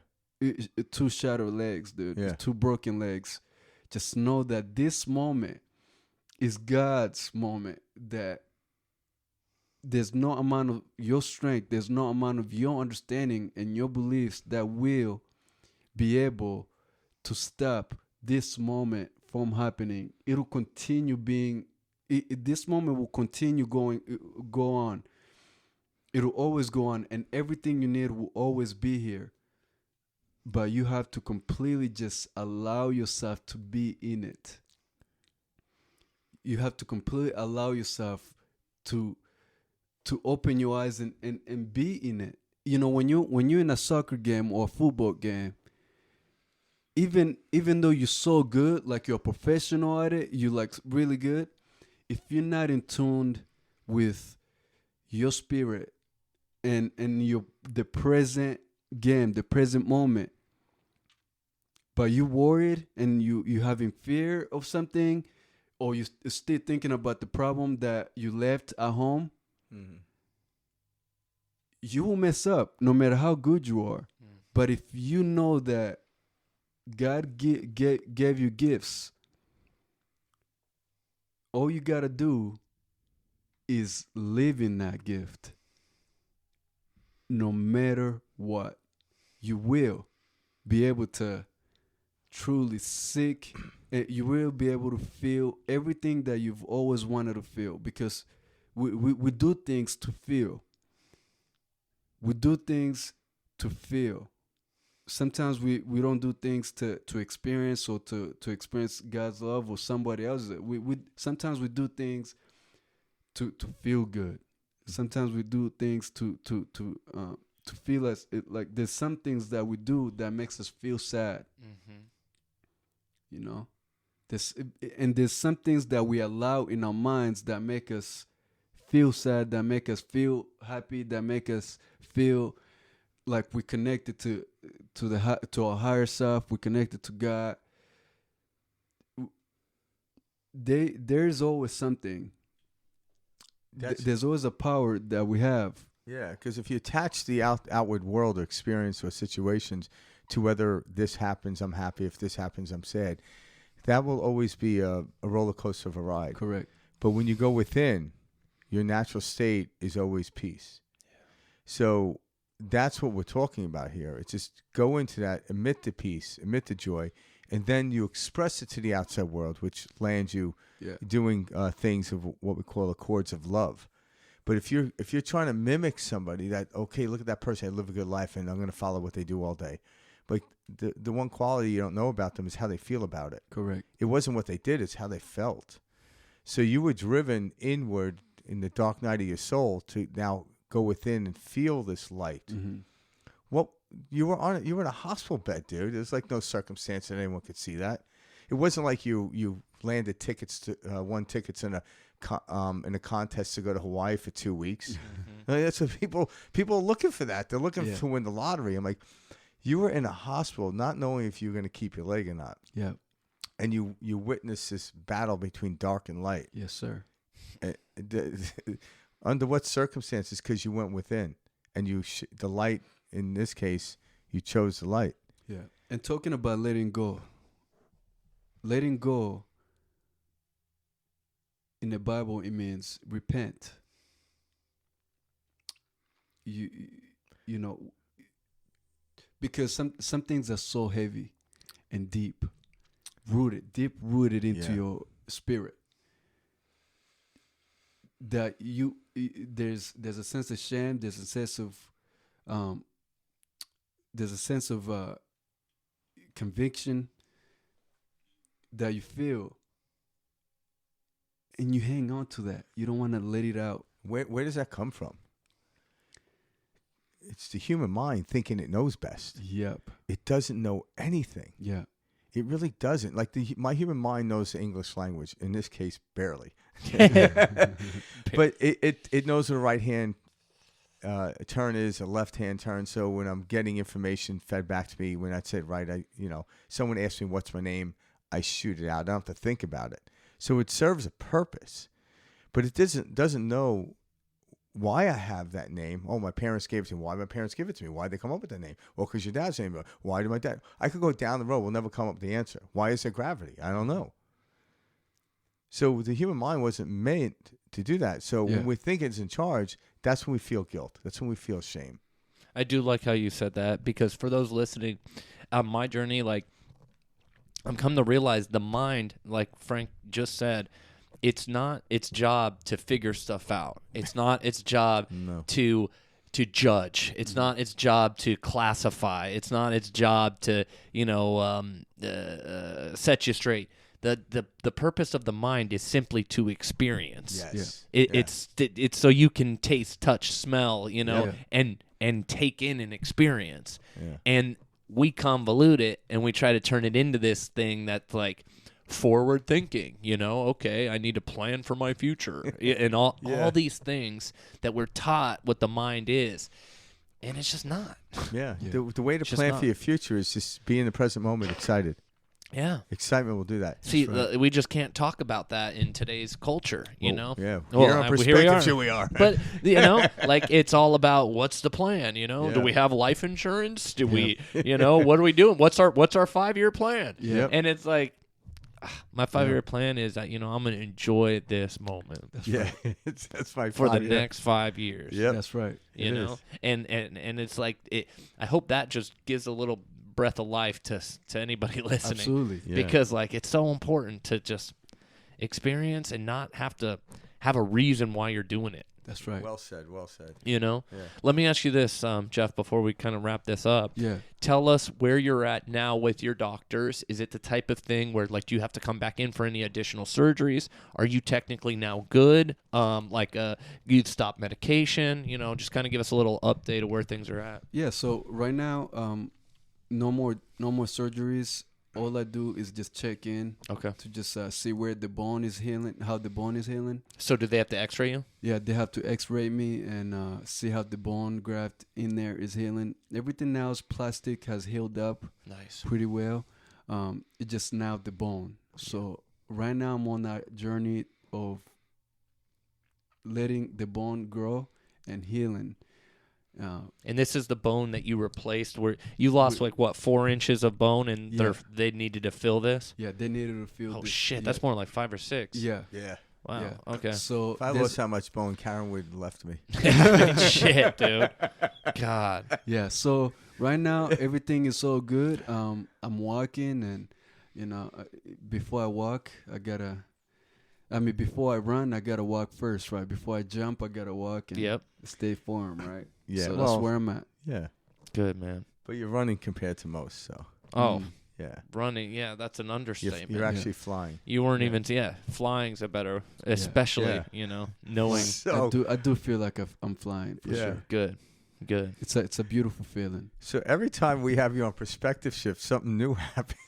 I know, man. What's next in store? We need to wait to schedule our next episode. I'm not even going to say what's in store because it's up to God, right? It's like, Well, I can already see it. There's a lot more stages in your future, my friend. Absolutely. Yeah. You have a story like no other, and the world is dying to hear it. Well, man, it's such a privilege to know that. It's such an honor to know that God can use me in such a way that I can come back and knowing that my life can be a blessing to somebody. I pray that this and I hope that this podcast of today really reaches somebody out there who's lost of hope. Just know that you're always protected, and just have faith and stay disciplined in that faith. Yeah. And also believe that you have an unwavering resilience within you, and you just gotta tap into it and connect to it deeply, because that's truly what's going to save you in any challenges. And something always happens, man. Yeah, it always does. But how do we adjust? How do we readjust? You know, and that's it. And how do we readjust? So and let's welcome it. Yeah, let's welcome it. Yeah. And so I'm thinking of going back to work soon. No, I'm not thinking. I'm going to work back soon. Yep. I'm starting to. I want to start accepting new clients and do some meets and training, and it'll be also like a mental strength coach kind of guy. And you're the perfect guy for that. And so I didn't even JTS notice. Fitness, I didn't even notice. And JTS Fitness. Oh, and you got Psalms 46:10 there. Psalm God, I love it. Nice. Do you know that off the top of your head? What is? I do. You better. Yeah, I know, right? It's on your shirt. So Psalms 46:10 was a verse that truly helped me through those tough times. Yeah. Going through it, all you got in going through is such an injury, an accident. All you got is your mind, your and your spirit. However, that's also two muscles that needs to consistently be worked on, even when you're going through so much. So Psalms 46:10, be still and know that I'm God. Now, you laying down on a hospital bed for 1 month and a half, not being able to move. You want to move so bad, but you can't. If you move, you're going to hurt yourself. You want to move. You want to keep moving. And so every time the pain will come, you want to move. Every time the pinches will come, you want to move. But every time I reached, I will say this verse in my head: be still and know that I am God. Be still and know that I am God. Just be still. And know that you're God. And know that. Yeah. And so beautiful, man. When you being still means be in this present moment. Don't allow your mind to wobble around in worries, to think about the future, right? Don't let your mind just think about where you need to be or where you won't be. Mm-hmm.